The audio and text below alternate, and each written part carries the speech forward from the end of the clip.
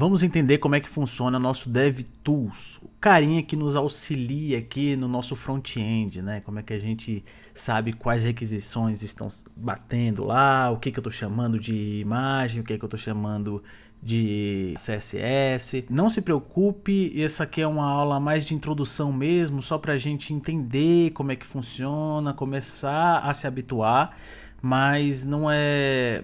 Pode aparecer muita informação agora, mas fique tranquilo que não é um bicho de 7 cabeças e a gente não vai depender disso de fato para o nosso curso, tá? Mas é bom a gente saber que existe, é bom a gente aprender a fuçar nesse camarada, que conforme a gente vai evoluindo na nossa vida profissional com desenvolvimento web, a gente vai usar bastante esse camarada aqui, que é o nosso inspetor, ou se a gente clicar aqui no F12 também, ele nos abre aqui esse DevTools aqui, né? O que seria esse camarada aqui? Ele basicamente nos dá várias informações sobre esse site aqui, por exemplo. Então, se eu acesso um site que eu gosto, sei lá, eu acessei o CSS Tricks aqui, eu tenho informações, várias informações sobre esse site aqui. E eu vou dar uma atualizada aqui nele, só para ele puxar algumas informações para mim, tá? Primeira coisa aqui, vamos aqui nos Elements, né? Que na nossa aba daqui de cima, a gente tem esse Elements, que como a gente viu na aula anterior aí, ele nos apresenta o nosso HTML, né? O nosso HTML de fato. Às vezes esse código aqui vai estar diferente do nosso View Page Source aqui, né? Ou visualizar o código da página, né? Se eu clicar aqui, por exemplo, ele me dá a estrutura nua e crua de como é que está aquele HTML. E aqui no nosso inspect, ele já houve alguns tratamentos do próprio JavaScript e tudo mais, então ele está um pouco diferente do que ele está aqui, né? Na forma mais crua possível. Então, aqui a gente tem várias tags HTMLs, né, onde eles chamam vários scripts de outros lugares, ou até mesmo do próprio CSS Tricks. Então, para a gente inspecionar os elementos aqui, usando a aba Elements, né, é aqui que a gente usa, né, aqui que a gente inspeciona. Além disso, vou reduzir um pouquinho aqui, a gente tem esse ícone aqui do lado, que esse aqui inspeciona, né, os elementos que eu quero na minha página, que eu quero inspecionar, que eu quero adentrar, saber informações sobre aquele elemento. Então eu uso esse camarada aqui e clico. A partir do momento que eu clicar, ele já vai selecionar para mim tanto aqui no HTML quanto o CSS dele também. E nesse íconezinho de lado aqui, eu consigo visualizar aquela página de forma responsiva. Você vai ouvir muito falar nisso também, de formas responsivas. O que seria isso? São vários tipos de resoluções, né, de devices. Por exemplo, no celular a gente tem um tipo de resolução, aqui no meu computador eu tenho um outro tipo de resolução. Então, se eu clicar aqui, por exemplo, ele já traz para mim essa resolução de um celular, né?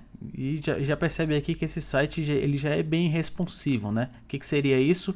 Quando todos esses elementos do HTML eles se adequam àquele tamanho daquele device, né? Então, conforme eu vou aumentando aqui, ó, você percebe que esses elementos eles vão se autoajustando de acordo com que ele vai crescendo ou diminuindo. Aqui em cima eu tenho como selecionar algum device que eu quero, por exemplo, eu quero ver como é que seria essa visualização no iPhone 12 Pro, por exemplo. Cliquei aqui, ele já deixa na minha resolução 390 por 844, que é a padrão, né, do iPhone. Aqui eu tenho meio que um zoom, né, onde eu consigo só dar um zoomzinho mesmo, ou não, ó, 200%, aqui 75%, enfim. E aqui eu tenho outros tipos também, né, de devices, até mesmo iPads, né, onde eu consigo ver como é que ele ficaria num tablet, por exemplo. Além disso, eu posso rotacionar aqui, né, como se eu tivesse deixado o tablet deitado, por exemplo. Então ele consegue me mostrar como é que ficaria isso, simular, né? E nessa simulação ele já adequa o meu layout, né? Todos os meus elementos HTML eles se adequam a essa resolução. E além disso também eu tenho umas propriedades aqui que é de internet, né? Por exemplo, eu posso simular uma internet lenta, né, de um celular. Enfim, tem várias formas de brincar com esse camarada aqui. Isso aqui ajuda muito quando a gente está desenvolvendo um site, tá? Então, e hoje em dia, se você for fazer qualquer tipo de site, e a maioria das pessoas que acessam o seu site, sei lá, a maioria esmagadora, às vezes isso pode variar, né, de acordo com o propósito do seu site, mas a maioria são acessados por celular. Então, se você colocar aquele layout antigo lá, que ele só abre em desktop, você pode perder alguns usuários do seu site, né? Porque ele vai entrar no seu site e vai ver que está tudo de forma pequenininha, né? Não tá, aquele site ele não está se adequando aos dispositivos móveis. Então, nós temos aqui a nossa tab de Elements, que a gente já conheceu, né? Que é onde ele mostra todo o HTML para mim. Ele mostra o nosso CSS também, né? Toda a parte de estilo, né? Aqui a gente tem algumas partes mais avançadas, né, do nosso CSS. A gente não vai entrar muito em detalhes nessas abas agora. Nós temos o nosso console. Isso aqui é muito utilizado também para a gente verificar se existe um erro, se existe alguma coisa que não está sendo chamada, algum CSS que não tá chamando. Ele vai apresentar aqui um erro de 404, de uma requisição não encontrada.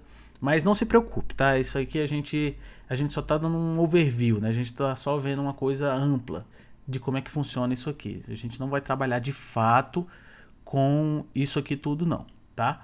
Mas para quem já usa JavaScript, né, vai usar bastante esse console aqui. Além do console, nós temos o source, né, onde quem vai trabalhar com JavaScript também, que não vai ser o caso desse curso, mas usa bastante também esse camarada aqui. Não tanto quanto um console, mas usa. Se souber usar, e usa de uma forma bem inteligente, bem legal. Temos aqui a nossa aba Network. Essa aba aqui é muito legal, que eu consigo ver todas as requisições que aquele site faz. Então vamos supor que eu não estou conseguindo achar essa imagem aqui, por exemplo. Eu posso vir aqui, ó, e procurar apenas por imagens, e eu consigo ver todas as imagens que esse site chama, né? Porque uma imagem é um link externo de outro lugar. Seja do mesmo site ou não, ele é um link, né? Então eu consigo acessar por aqui. Posso ver as fontes que estão importadas aqui nesse site também. Ó, isso aqui ele me mostra todos, all, né? E aqui são filtros, onde eu seleciono fontes, por exemplo, e ele me mostra aqui todas as fontes que foram importadas. Temos aqui também, por exemplo, a parte de WebSockets, né, de real time. A gente também não vai entrar nesse curso sobre isso aqui, né, sobre WebSockets, mas a gente consegue ver todos os tipos de requests aqui que a gente pode filtrar, né? Além disso, a gente consegue também mudar aqui a nossa forma que a nossa internet trabalha, né? Como um 3G rápido, um 3G lento, um offline. Isso aqui é muito legal quando a gente vai fazer sistema de loading, por exemplo. E só que quando a gente trabalha local, as requisições são muito rápidas e nem sempre a gente vê. Então, uma forma de simular se aquele carregando está funcionando ou não, a gente usa um slow 3G aqui, por exemplo. Então ele vai se comportar como uma internet lenta e a gente vai conseguir ver essas transições aqui de loading, né, de carregando do nosso site. E aqui ele fica normal, beleza? E aqui temos uma ferramenta de performance que ele traz, consumo de memória e tudo mais. Aplicação, por exemplo, se eu quiser ver os storages, cookies, né? Muito conhecido hoje, que todo site que você entra ele pergunta: você quer aceitar todos os cookies? Sim ou não? Tudo mais. Então aqui a gente tem as informações de cookies desse site, né? Eu tenho também o local storage, que a gente não vai entrar em detalhes, mas só que tudo que for armazenado de informações da gente vai estar aqui em applications também. E uma das formas de remover, né, limpar todos esses dados que esses sites nos trazem vindo aqui em applications e clear site data. Então ele vai remover todos aqueles dados que aquele site coletou para a gente. Que mais? Eu acho que é isso de relevante, é isso aqui.